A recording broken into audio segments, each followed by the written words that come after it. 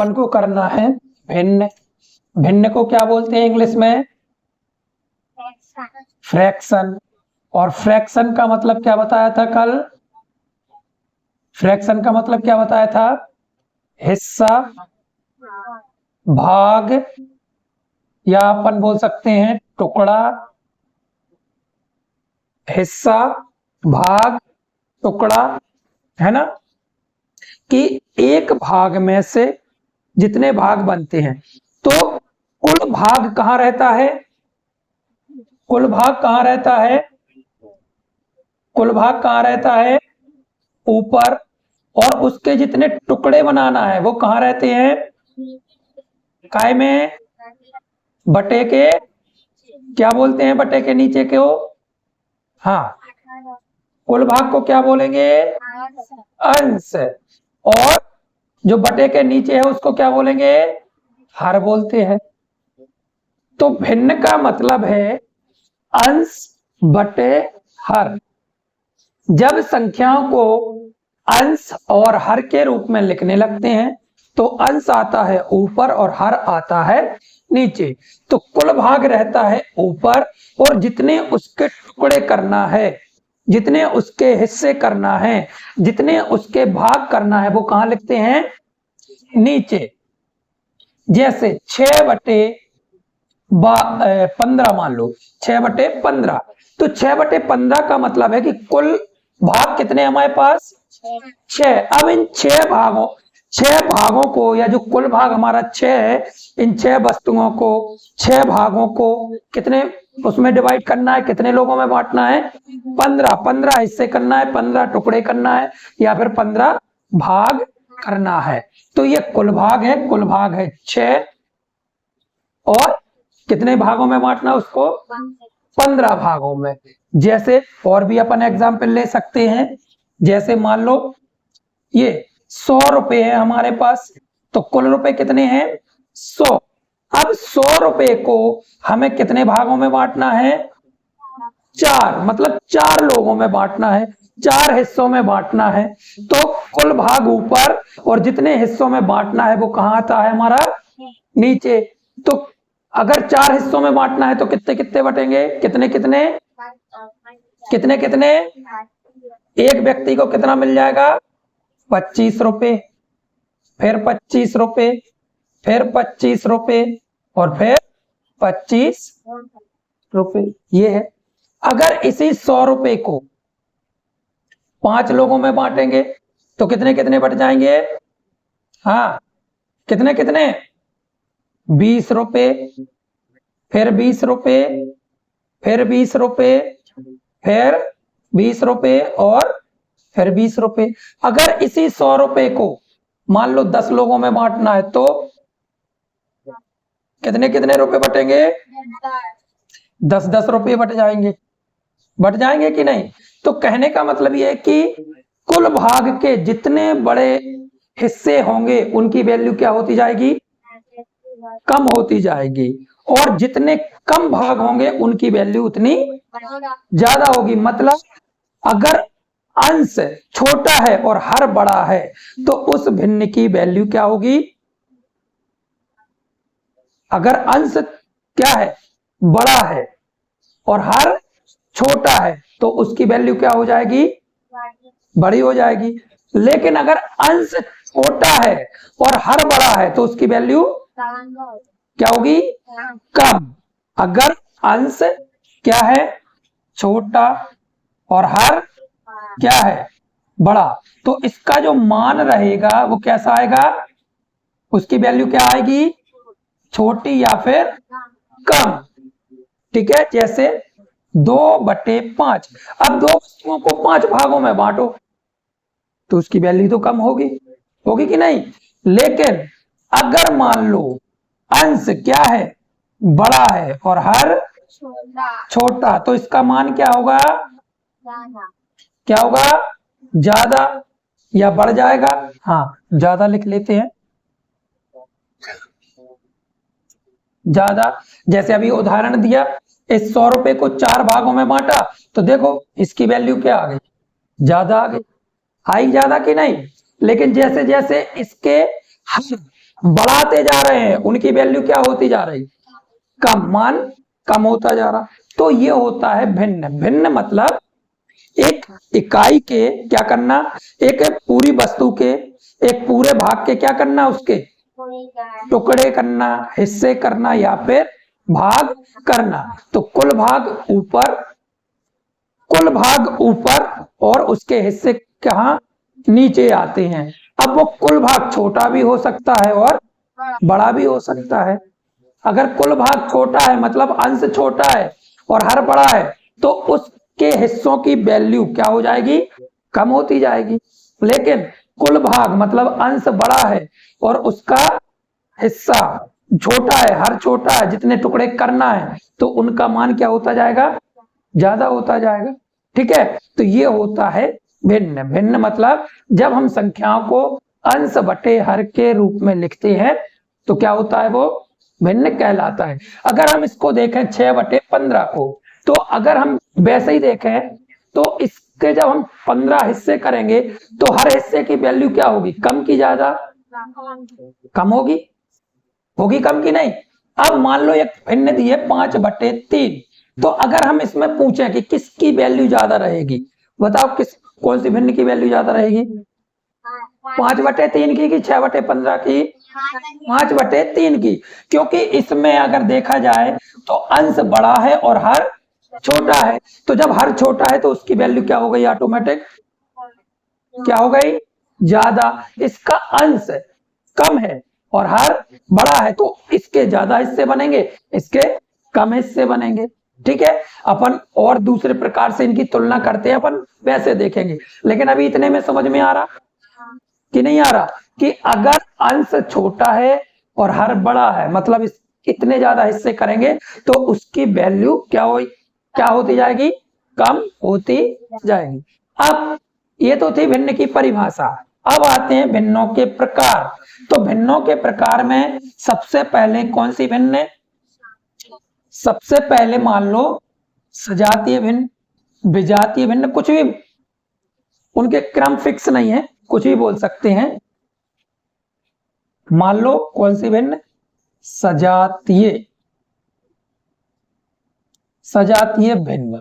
सजातीय भिन्न मतलब होता है, या तो भिन्न में केवल दो ही चीजें मिलती हैं, कौन कौन सी, क्या क्या मिल रहा, अंश और हर, है ना। तो सजातीय भिन्न में मतलब या तो क्या होंगे, अंश एक समान होंगे, क्या होंगे, अंश एक समान होंगे। तो हर कैसे होंगे फिर, अगर अंश एक समान है तो हर क्या होंगे, क्या होंगे, अलग अलग। सजातीय भिन्न मतलब ऐसे भिन्न जिसके अंश एक समान होते हैं या फिर हर एक समान होते हैं। एक समय पर या तो अंश एक समान होंगे या फिर हर एक समान होते हैं। ठीक है, सजातीय भिन्न मतलब या तो दी गई भिन्नों के अंश एक से होंगे, ऊपर वाली संख्या, या फिर भिन्न में, या फिर हर मतलब नीचे वाली संख्या क्या होगी, एक समान होगी, दोनों में से कोई एक। विजातीय मतलब, हाँ, विजातीय मतलब ना तो अंश, हाँ, अंश एक समान होंगे और ना ही हर एक समान होते हैं। मतलब अंश और हर अलग अलग है। अब एक भिन्न में ना तो हम सजातीय बोलेंगे ना विजातीय बोलेंगे। सजातीय और विजातीय को ढूंढने के लिए कम से कम कितनी भिन्न चाहिए हमें, कितनी चाहिए, कितनी, अगर मान लो हमने ये लिखा 3/4, अब इसमें हम सजातीय विजातीय बोल देंगे क्या इसको, सजातीय और विजातीय। तो सजातीय विजातीय के लिए कम से कम कितनी चाहिए, 2। जैसे 3/4, 2/4। कैसी भिन्न है ये, कैसी भिन्न है, क्योंकि इसके क्या है, हर एक समान हो गए हर एक समान। जैसे 1/5, 1/7 कौन सी भिन्न है? कौन सी? सजातीय है। क्यों?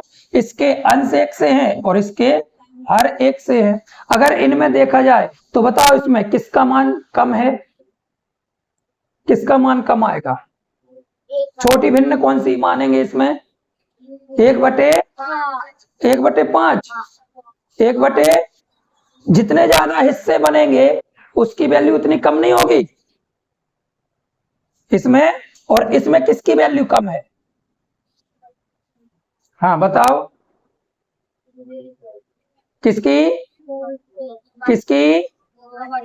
2/4 की। 2/4 की। ठीक है, चलो अब आगे करते हैं। ये तो हो गए सजातीय भिन्न और ये हो गई विजातीय भिन्न। अब इनको जोड़ना है, घटाना है, क्या करना है वो अभी बाद में करेंगे। फिर इसके बाद आती है कौन सी भिन्न? हाँ, कौन सी भिन्न? कौन सी? उचित। कौन सी? उचित भिन्न। उचित को क्या बोलते हैं? समभिन्न। इसको और क्या बोलते हैं इंग्लिश में? Proper fraction. तो इसमें क्या है उचित भिन्न में? क्या है? अंश कैसे रहेंगे? अंश हमेशा क्या मिलेंगे? छोटे। और हर हमेशा क्या मिलेंगे? बड़े। तो ऐसी भिन्न जिनके अंश छोटे होते हैं और हर बड़े होते हैं उनको क्या बोलते हैं? कौन सी भिन्न? इसके बाद समभिन्न, अनुचित भिन्न, या फिर विषम भिन्न, या फिर हाँ कौन सी? Improper fraction. तो इसमें क्या हो जाएगा? इसका उल्टा हो जाएगा। अंश क्या होंगे? अंश बड़े और हर ये परिभाषा है। ठीक है, तो अनुचित भिन्न या विषम भिन्न जिसके अंश बड़े होते हैं और हर छोटे होते हैं। इसके बाद कौन सी? मिश्र भिन्न। मिश्र भिन्न मतलब ऐसी भिन्न, हाँ मिक्स्ड फ्रैक्शन। Mixed fraction. अब भिन्न की बात चल रही है तो भिन्न मतलब क्या मिलेगा? अंश और हर। अंश और, लेकिन यहां पर एक क्या मिलता है? एक्स्ट्रा पूर्णांक मिलता है। तो इसको बोला जाता है मिक्स्ड फ्रैक्शन। यहां कहीं पर भी पूर्णांक नहीं मिला इसीलिए इसको मिक्स्ड फ्रैक्शन नहीं बोलते। तो इनकी परिभाषा याद करना अच्छी बात है, लेकिन उसको समझना जरूरी है कि उचित भिन्न मतलब ऊपर की संख्या छोटी, ऊपर मतलब अंश छोटे, हर बड़े, तो उसको अपन उचित भिन्न बोलेंगे। अनुचित मतलब ऊपर की संख्या बड़ी और हर छोटे। समझ में आ रहा है? सजातीय मतलब या तो ऊपर की संख्या एक सी होगी, या फिर ऊपर की संख्या एक सी मतलब या तो अंश एक से होंगे, या फिर नीचे की संख्या मतलब हर एक से होंगे। विजातीय मतलब ना तो अंश और ना हर, कोई भी एक से। इसे बोलते हैं लाइक और इसे बोलते हैं अनलाइक फ्रैक्शन। ठीक है। मिश्र भिन्न मतलब जिसमें अंश और हर तो मिलते हैं। अब इसमें छोटे बड़े नहीं देखना कि अंश छोटा है कि हर बड़ा है। क्यों? क्योंकि अंश ऑटोमेटिक बड़ा हो जाएगा, क्योंकि इसके साथ क्या मिलता है? क्या मिलता? पूर्णांक मिलता है। ठीक है। इसके बाद लास्ट बताई थी व्युत्क्रम। व्युत्क्रम जिसे हम बोलते हैं रेसिप्रोकल। रेसिप्रोकल मतलब यहां पर क्या था? जो अंश है और जो हर है, इसको लिखने का तरीका क्या है? उल्टा करना है। ये ऑटोमेटिक उल्टा नहीं होता। ठीक है। तो रेसिप्रोकल मतलब एक अंश और हर मिलेगी, भिन्न तो मिलेगी। अब इसको उल्टा कैसे करेंगे? तो इसको उल्टा करने का तरीका है 1/, अंश बटे हर। तो ये ऑटोमेटिक हर कहां पहुंच जाता है? कहां पहुंच जाएगा? तो ये बन जाती है फिर हर बटे अंश। लेकिन हर बटे अंश का मतलब ये नहीं कि ऊपर की संख्या को हम हर बोलेंगे। अब वो क्या बन गया है, अब क्या बन गया वो, और जो अंश था वो अब वो क्या बन गया, भिन्न। तो वैसे ही रहेगी, अंश बटे हर ही रहेगी, लेकिन अंश की जगह पर हर वाली संख्या पहुंच गई और अंश की जगह पर, मतलब हर की जगह पर अंश वाली। जैसे सवाल दिया है 6/13, इसका रेसिप्रोकल बनाओ। तो इसका रेसिप्रोकल बनाने के लिए हम लिखेंगे 1/6 अपॉन कितने, 13। तो अब ये 13 कहां पहुंच जाएंगे, कहां, ऊपर अंश में। तो अंश में पहुंच गया क्या, हर, और हर में पहुंच गया लो। तो ये 6 जो के त्यों रहेंगे, 13 ऊपर पहुंच गए, तो ये बन गई रेसिप्रोकल। तो रेसिप्रोकल बनाने के लिए हमें किसका उपयोग करना पड़ता है, 1 का। किसका, ठीक है, समझ में आ गई, आ गई बात समझ में, ठीक है। अब इसके बाद इनके, अब हमें क्या करना है, संक्रियाएं भी करना है इन पर। संक्रियाओं का मतलब क्या, हाँ, संक्रियाएं मतलब क्या, हाँ, प्रक्रिया मतलब कौन कौन सी प्रक्रियाएं बताई थी, जोड़ना, हाँ, गुणा, भाग। तो जो भिन्न है हमारी, इस भिन्न में भी संक्रियाएं चलती हैं। भिन्नों को भी क्या कर सकते हैं हम, जैसे हम संख्याओं को दोनों तरफ लिख दे रहा है, यहां पर संख्याएं और इस तरफ भिन्न मान लो। तो संख्याओं के साथ क्या करते हैं, आरोही क्रम लिखते हैं उनका।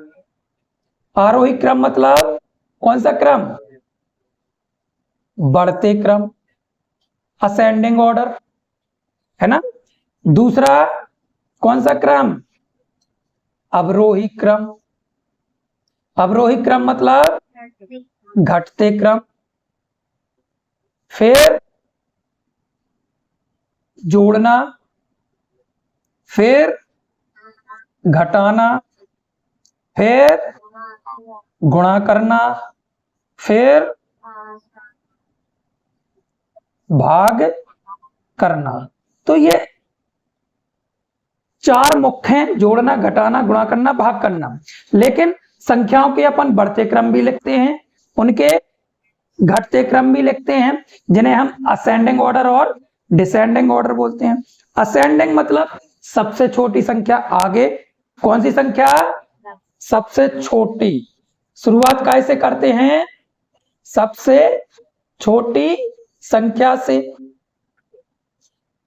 अवरोही क्रम मतलब सबसे बड़ी संख्या से शुरुआत करते हैं, है ना। तो ऐसे ही जो भिन्न है हमारी, इनको भी क्या कर सकते हैं, इनका भी क्या लिख सकते हैं, आरोही क्रम। इनका भी अवरोही क्रम लिखा जा सकता है। फिर इनको भी जोड़ सकते हैं, फिर इनको भी घटा सकते हैं, इनका गुणा कर सकते हैं और इनका भाग कर सकते हैं। तो जो कुछ हम संख्याओं के साथ जो प्रक्रियाएं करते हैं, संख्याओं के साथ जोड़ना, घटाना, गुणा करना, भाग करना, उनका आरोही क्रम, उनका अवरोही क्रम, जो कुछ हम संख्याओं के साथ करते हैं, वही प्रक्रियाएं, वही संक्रियाएं हम किसके साथ कर सकते हैं, भिन्न। तो आरोही क्रम में सबसे पहले कौन सी भिन्न लिखेंगे, सबसे छोटी भिन्न आएगी। अब संख्या नहीं आएगी, यहां संख्याएं हैं तो संख्या लिख रहा है, लेकिन इधर क्या चल रहा, तो यहां भिन्न आएगी। और इधर पर सबसे बड़ी भिन्न। तो समस्या यहां पर है कि हम सबसे छोटी भिन्न और सबसे बड़ी भिन्न पहचानेंगे कैसे। संख्याओं को तो पहचान लोगे, जैसे 10, 8, 2, 15, 18। अगर हम बोलें कि चलो इनका आरोही क्रम लिखो, तो आरोही क्रम मतलब कौन सा क्रम, कौन सा, बढ़ते क्रम मतलब असेंडिंग ऑर्डर। तो बताओ कौन सी संख्या लिखें सबसे पहले, कौन सी, ये लिखा ना, कौन सी संख्या लिखते हैं? हाँ, तो 2 फिर फिर फिर फिर अब इसी का अवरोही क्रम लिखो। हाँ हाँ हाँ और 2 ये लिख गया। इनके आरोही और अवरोही तो सरल है, लेकिन अब हमने लिखा 1/4, 2/3 एंड 10/9। अब इनके आरोही अवरोही लिखो। तो इसमें हम अपने मन से छोटा और बड़ा नहीं ढूंढ सकते। समझ में आ रही कि नहीं आ रही? लेकिन अभी हमने बताया है कि ढूंढ तो सकते हैं। कैसे? जिसका अंश छोटा है और हर बड़ा है तो इसकी वैल्यू छोटी आएगी। आएगी कि नहीं? इसकी भी वैल्यू छोटी आएगी, इसकी वैल्यू बड़ी आएगी। क्यों? क्योंकि अंश बड़ा है और हर छोटा है। तो ये हो जाएगी हमारी बड़ी। क्या हो जाएगी? लेकिन ये दोनों छोटी आएंगी, तो अब हमें इन दोनों में तो ढूंढना पड़ेगा कि कौन सी छोटी वैल्यू है और कौन सी। इनमें तो ढूंढना पड़ेगा कि नहीं, दोनों में। तो ये दिक्कत आती है यहाँ पर। तो हम अपने मन से सबसे छोटी भिन्न और सबसे बड़ी भिन्न नहीं निकाल सकते, जो कि संख्याओं के इसमें निकाल सकते हैं। चलो इसको नोट करो।